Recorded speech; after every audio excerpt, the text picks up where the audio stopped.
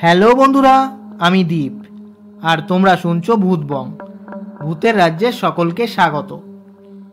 বন্ধুরা, আজকে তোমরা যেই ঘটনাটা শুনতে চলেছো, ঘটনাটি শেয়ার করেছে বসিরহাট থেকে গৌরব মণ্ডল। গৌরবের ভাই লেবু লঙ্কার মধ্যে লাথি দিয়েছিল।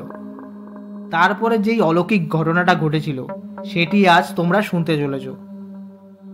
ঘটনাটি শোনার আগে বন্ধুরা, তোমরা যারা এখনো পর্যন্ত ভূতবং চ্যানেলটিকে সাবস্ক্রাইব করোনি তারা সাবস্ক্রাইব করে দাও, আর যারা ফেসবুক থেকে দেখছো তারা ফলো করে দিও। তাহলে চলো বন্ধুরা, আর কথা বাড়াচ্ছি না, কানে হেডফোন গুঁজে নাও। চলো আজকের মূল ঘটনায় আসা যাক। হ্যালো দীপদা, আমি গৌরব মণ্ডল বসিরহাট থেকে বলছি। আমার ভৌতিক ঘটনা শুনতে খুবই ভালো লাগে। তোমার ভূতবং চ্যানেলটি আমার এক খুব প্রিয় চ্যানেল। প্রতি শনিবার হলেই তোমার ভূতবংয়ের ঘটনা শুনতে একদমই ভুলি না। আজ একটা ভৌতিক ঘটনা লিখে পাঠালাম। ঘটনাটি ঘটেছিল আমার ভাইয়ের সাথে। ঘটনাটি যদি দীপদা ভালো লেগে থাকে তাহলে ভূতবংয়ের কোনো একটা এপিসোডে পড়ে শুনিও। ঘটনাটি ঘটেছিল 7-8 বছর আগে। তখন আমি ক্লাস 9-এ পড়তাম আর ভাই পড়তো 7-এ। মা প্রতিদিন ভাইকে টিউশন থেকে বাড়ি নিয়ে আসতো। প্রতিদিনের মতো একদিন মা সন্ধ্যের সময় ভাইকে টিউশন থেকে নিয়ে ফিরছিল। ভাই সেই সময় একটু দুরন্ত টাইপেরও ছিল। মা যখন ভাইকে নিয়ে ফিরছিল তখন একটা 3 রাস্তার মোড়ের সামনে লেবু লঙ্কা পড়া ছিল। মা বারবার ভাইকে বলে, বাবু এই লেবু লঙ্কায় পা দিবি না, একদম সাইড দিয়ে আয়। ভাই কি করে, মা বলাবশত ওই লেবু লঙ্কার মধ্যে যে লাথি দেয়। মা তো খুব বকা দেয়। বাড়ি ফিরেও মা ওকে খুব বকে। ভাই আর আমি একসঙ্গেই রাতে ঘুমোই। সেই রাতে আমরা ডিনার করে সবাই ঘুমিয়ে পড়ি। রাত তখন 2টো। ভাই আমাকে ডাকছে, এ দাদা ওঠ। আমি উঠে পড়ি। আমি ওকে বলি, কি হয়েছে? ভাই বলে, দেখ না, ঘরের মধ্যে একটা মহিলাকে ঘোরাফেরা করতে দেখলাম। আমি ভাইয়ের কথা শুনে বলি, দেখ ভাই, ইয়ার কি মারিস না, এখনই কিন্তু ঘর থেকে বার করে দেবো। ভাই বলে, না রে দাদা, সত্যি বলছি। আমি বলি, তুই চুপচাপ ঘুমা এবার। সেই রাতটা কাটে। সকালে ঘুম থেকে উঠে দেখি ভাইয়ের খুব জ্বর। মা বাবাকে রাতের ব্যাপারটা বলি। বাবা বলে, ঘুমের ঘরে মানে ভুলভাল স্বপ্ন দেখেছে তাই জ্বর এসছে। ওষুধ খাওয়ানোর পর ওর জ্বরটা কমে। সেদিন সন্ধ্যায় ভাই আর টিউশন পড়তে যায় না। নানা রকম বাহানা দেয়, এই শরীর ভালো লাগছে না, মাথা ব্যথা করছে, এরকম। মা বলে, ঠিক আছে, আজ যেতে লাগবে না। সেই দিন রাতে আবারও একটা ঘটনা ঘটে। তখন ওই রাত 2:30। দেখি ভাই ঘুমের ঘরে ছটফট করছে, ঘেমে পুরো জল, জোরে জোরে নিঃশ্বাস নিচ্ছে। ভাইকে ডেকেই যাচ্ছি, কোনো সারা শব্দ নেই। তারপর ওকে টেনে তুলি। ভাই আমাকে জড়িয়ে ধরে বলে, দাদা আমাকে বাঁচা। আমি বলি, কি হয়েছে? ও বলে, দেখ না, একটা মহিলা আমার বুকের ওপর বসেছিল।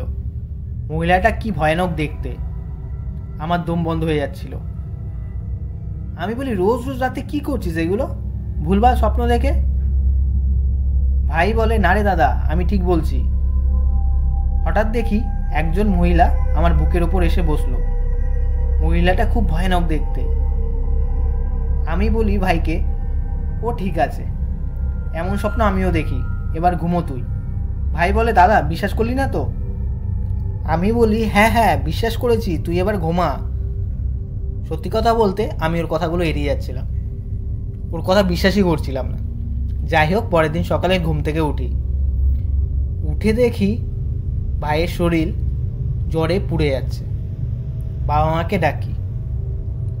ভাই গুঙিয়ে গুঙিয়ে বলে যাচ্ছে যে ও আমাকে মেরে ফেলবে, বাঁচাও, ও আমাকে মেরে ফেলবে। মা বলে, কে মেরে ফেলবে? ভাই বলে, ওই মহিলা। মা জিজ্ঞাসা করে, কোন মহিলা? ভাই আর কিছু বলে না। আমি তারপর বলি রাতে যা যা হয়েছিল। 2 দিন পর পর সেম ঘটনা। মায়ের খটকা লাগে।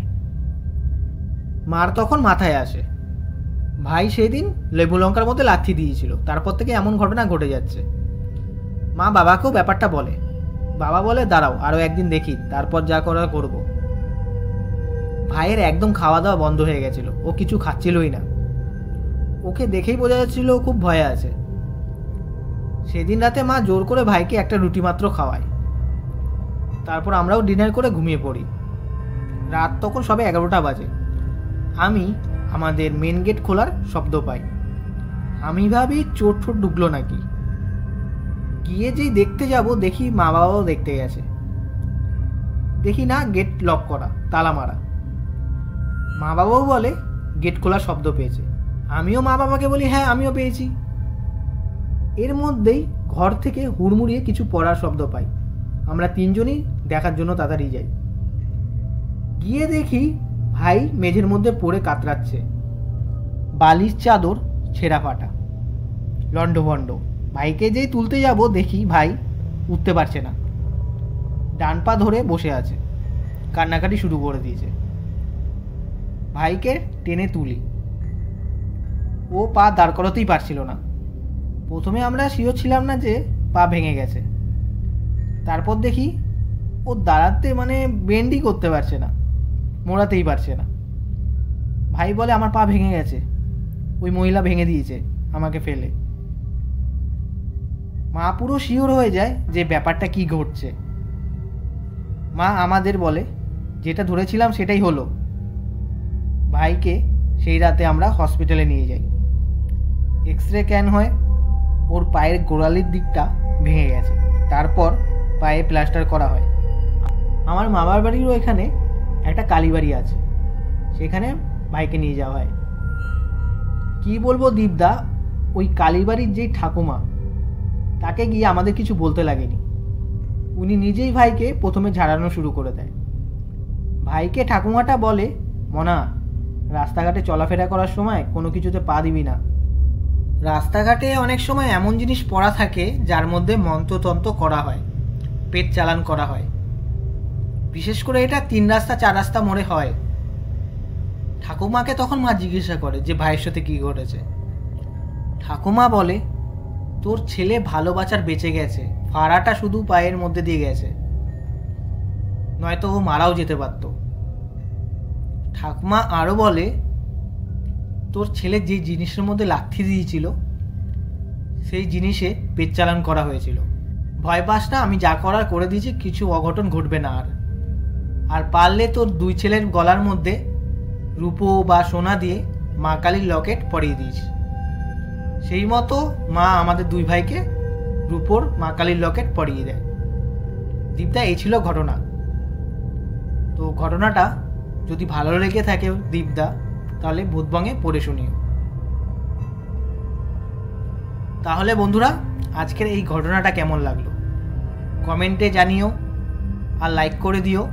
আর বন্ধুরা, তোমরাও যদি তোমাদের নিজেদের ফ্যামিলি মেম্বার বা বন্ধু বান্ধবদের জানা কোনো ঘটনা শেয়ার করতে চাও, তাহলে আমাদের ভূতবঙ্গের ইমেল আইডি bhutbongofficial@gmail.com পাঠিয়ে দিও।